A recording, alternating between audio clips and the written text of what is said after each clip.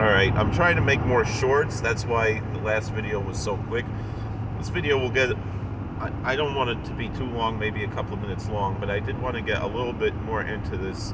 Again, I don't have reception here. I'm not able to read this article. Maybe later when we have reception and the traffic will be okay for us to do that, we can go into this whole article. But I wanted to talk just a little bit about this idea. It says, all right, this is from Mosaic magazine. Just the emails I get. I don't usually read these articles. I don't think I even have access to read the articles. I think I just get the headlines more or less. But there's Rabbi Michael J. Brody who wrote an article. It says, and it starts off, says, incentivizing better Orthodox schooling is less legally fraught, more politically appealing, and more likely to succeed in practice than forced regulation. This word "better," and again, Mosaic, I guess, is an opinion magazine. It's not a news source. But this term "better education" is, I would call that, what's the word that they use? Imperialistic, in a sense. Meaning, who's to say which form of education is better? It's the way that a lot of people often claim that there's problems with Hasidic education is because of poverty rates in the Hasidic community. But the poverty rates are not based on the average householder income. Pretty much most Hasidic families, at least a sizable majority, probably make more than the average American. It's just that the costs of living are higher, and the poverty lines are based on the size of the family. And since out of our religious beliefs, we have larger families if we're able to, that is really where this poverty line issue comes. It's not about income for a household. It's that income, which might even be more than the average household, is being divided up among more people. And that's really where, that's how things are decided. If someone is applying for food stamps or something, it's based on the family size. If you have 10 children and you're making $50,000 a year, which is, middle class, quote unquote. I don't like those terms, class. This is not supposed to be, we're not a caste system. This isn't, ancient India. But, this term that they like to, throw around, middle class. The middle class, so would be usually someone making $50,000, $60,000, $70,000 nowadays. Even $40,000 could be considered middle class in much of the United States. If you have 10 children, I think you could, still be eligible for food stamps, Medicaid, things like that, because the income is being spread among more people. So that's the reason why you have the poverty in parts of the Hasidic community. Now there are individuals who are multimillionaires in the community, and that's really the other aspect of this is that is everybody failing? A lot of people, and would they be making more with a college degree than without one? If the average regular college degree type of a job, you get a bank teller, you can make $40,000-$50,000 a year. As opposed to a lot of Hasidic people who might not even have a GED, and they're making and they open their own business and they might make $200,000 a year. Everybody's different. That's just the point that I'm saying. When you're saying they want better schools, also when it says Hasidic parents, some do, some don't. They're different things. But I think the main point should be, this idea of incentivizing, within the framework of how New York State, New York City works, that they have all these things, if they would, link some of the funding or whatever to levels of excellence or so in the way that they understand it. The problem is, the big problem with all of these education reform issues is a slippery slope. Because when you take from the government, they will take more power. Even though it's our own money, we're paying taxes. So, but the government wants to take the money so they have the power.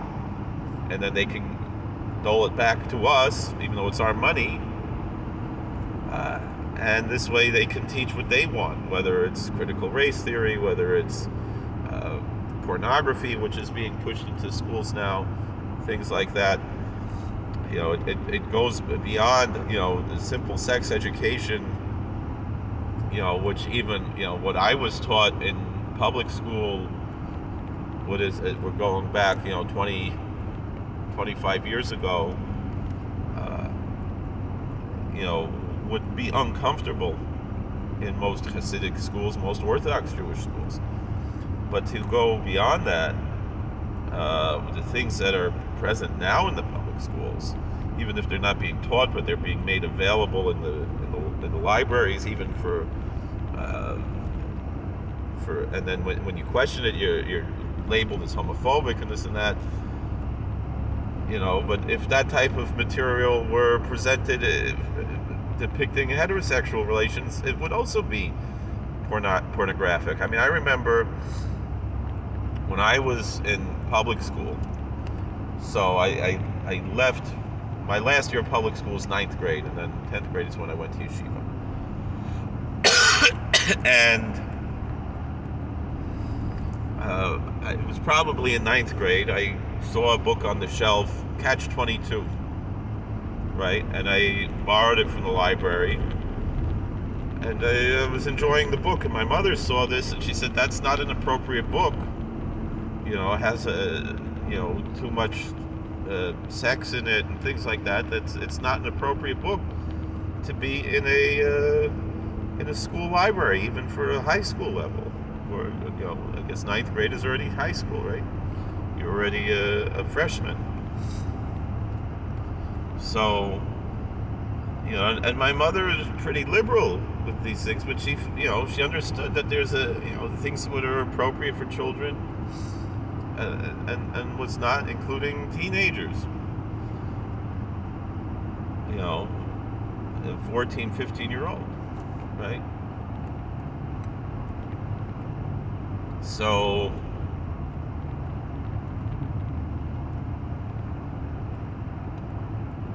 this is what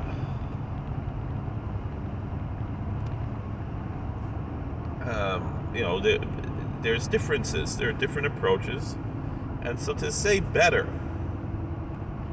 I would say the word should be different instead of better, because it's a judgment call to say that it's better, because it's not necessarily better. We saw Mr. Schumer visited the Satmar Rebbe in Monroe, and he said, there's no guns and no knives. We have all these boys learning Torah all day, high school, college level, learning the Talmud, learning the commentaries, which are very complicated. Much more, a much higher level of scholarship than in what's most undergraduate level college courses. And the Rebbe, he said in English, he said that there's no guns, there's no knives.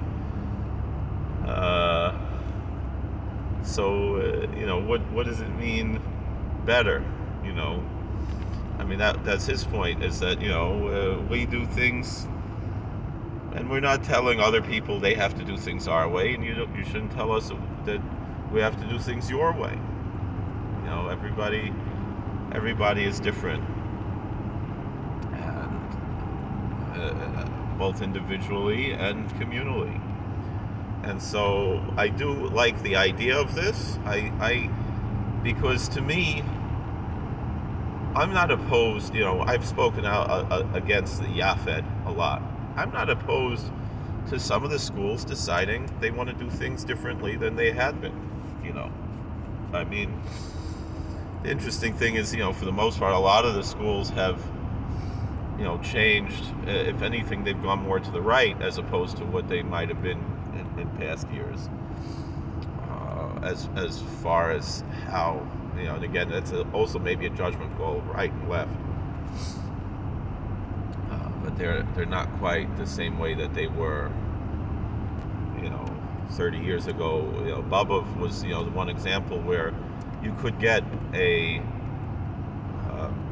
regent's diploma in Babov, just like you could in Torah Vodaas or in Chaim Berlin, right? And I think that's happening much less than it was, 20, 30, 40 years ago. So I don't know if it's still offered. I don't know if both Babovs offer it, but it certainly was something. And Babov has gone more to the right than it was, than it was 30 years ago. And it's transformed. It's a lot different than it was. But the thing is, everybody knows, even if you daven in Babov, it is that you have other options. There's a reason why people choose to send their children to some of these smaller schools, Spinka, Pupa. Pupa's a little bit bigger, but like Pupa Chassid, everybody who sends their kids to Spinka school, are they Spinka Hasidim? Everybody who sends their kids to, it's my Rebbe Kaliver, he has an Adam, he has a son-in-law, Moshelo Rebbe, right? And Moshelo, they have a cheder. It's a pretty nice sized cheder. They're not all Moshelo Hasidim who send their kids to that cheder, right? And so there are reasons why people pick these other schools. And Krasna and this and that, and it's not usually these issues about how secular studies are taught. And the same thing, you have people who might not be Stolen or Hasidim, not even really be Hasidish, and they send their children to Stolen. And they get that Hasidische Warmkeit with more of a Litvische type of a culture. Even though Stolen is very, very Hasidish, but culturally, people speak English. Not everybody dresses with a Hasidish levush. These types of things. So, all right. So you go to Williamsburg and things generally are more to the right. Again, I don't like to make that right-left call, but you do have, Wien and Klosenberg, which are both very Hasidish, and Wien has gotten a lot more Hasidish than it was. But still, it's you have different options. That there are slight cultural differences with these different schools. So, these are things that people have to decide, how do they want. But the thing is, there should be freedom, and there is a lot of freedom for people to do things in their own way. You don't have to, you can open a school with 10 kids. And you can open a school where we're going to have this culture, the Hasidische culture and this and that. But you can get you're going to get, either we'll have a GED program, or we'll have a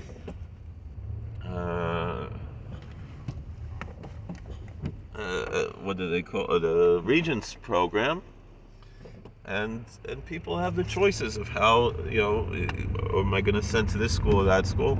And so, if there is an interest in promoting these things, that would probably be the best way, meaning that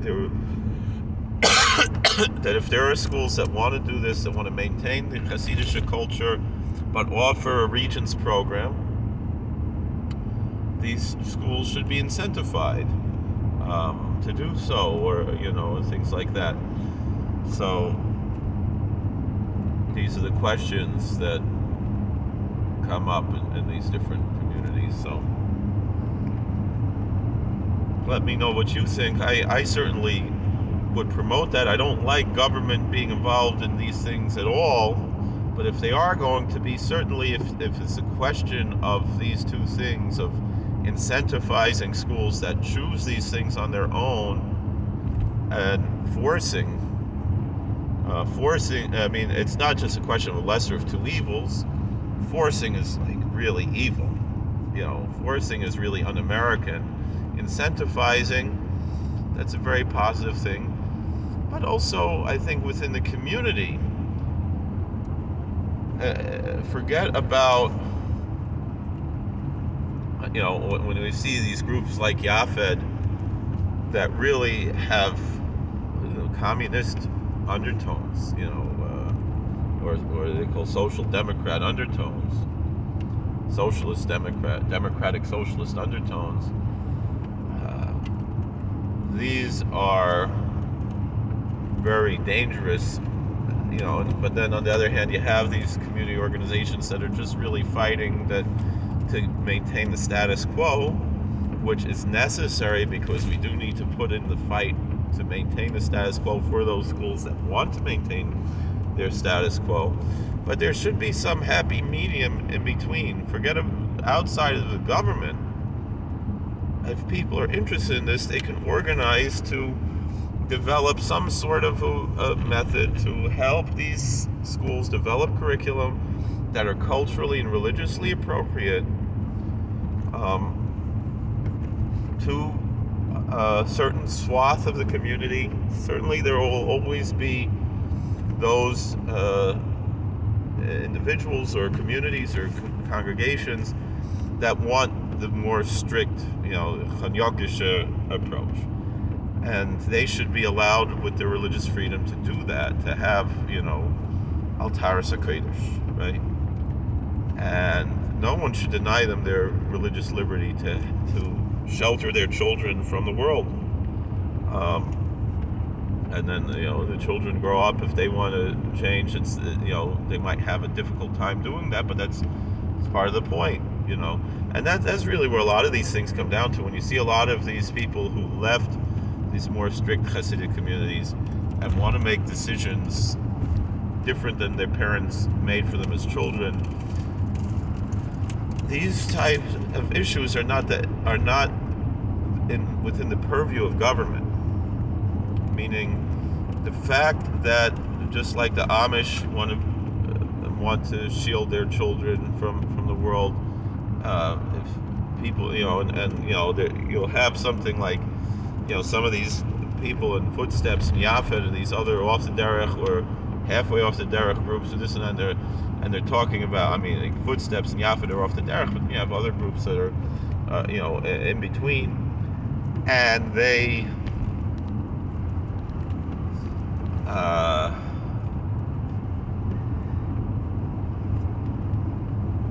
the complaint is, I don't know who Mickey Mouse is, I don't know who the Beatles are, I don't know who Jerry Seinfeld is, or whatever, I don't know, whatever things that people are complaining they don't know about. Well, it's not the government's job to teach you who Mickey Mouse or the Beatles or Jerry Seinfeld are. There's a reason why perhaps we should know about George Washington and Jefferson, Thomas Jefferson, Abraham Lincoln,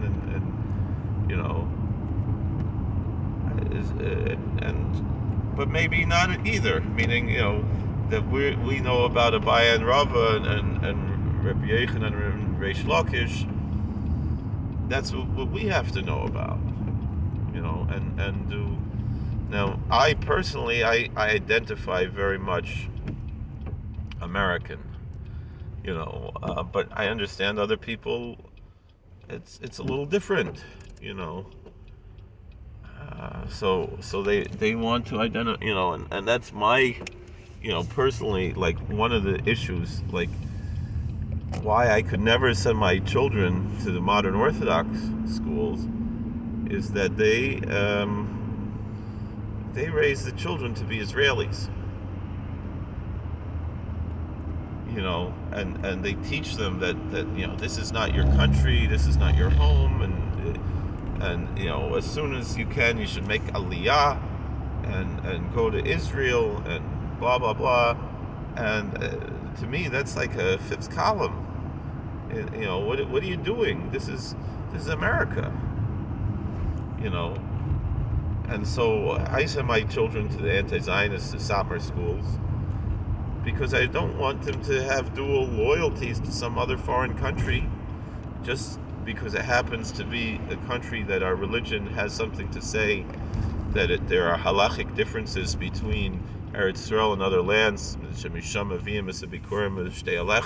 That's all it is. Eretz Yisrael is a halachic demarcation that from these lands we have these laws, and the other lands we have other laws. That's all it is. It's not this whole nationalistic nonsense that has killed Jews since 1948 and really since 1890. So that's really what to discuss. So let's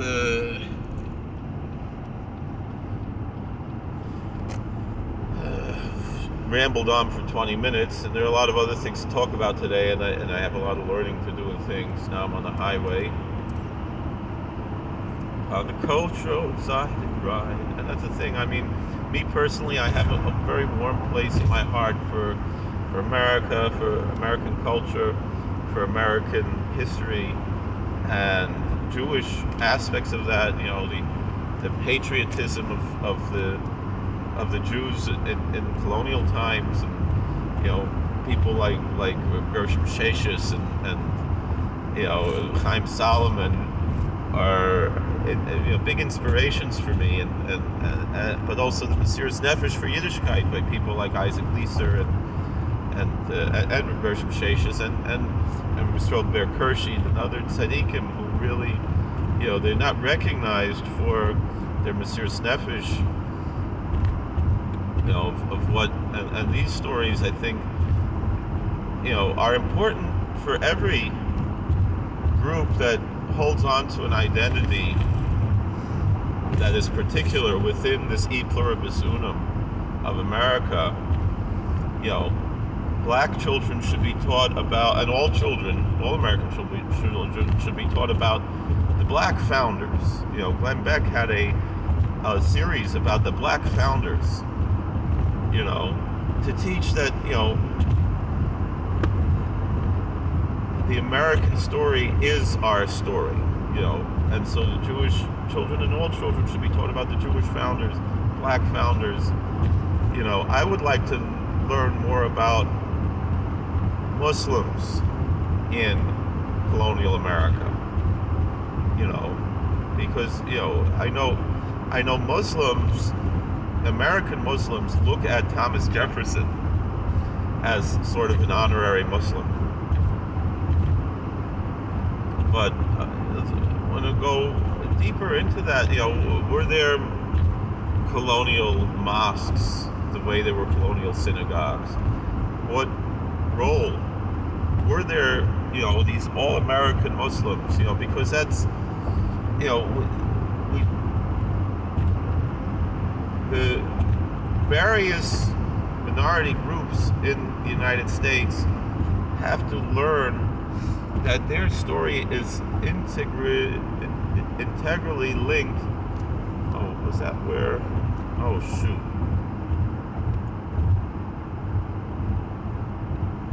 I was supposed to turn there. Into... Is there somewhere to turn around?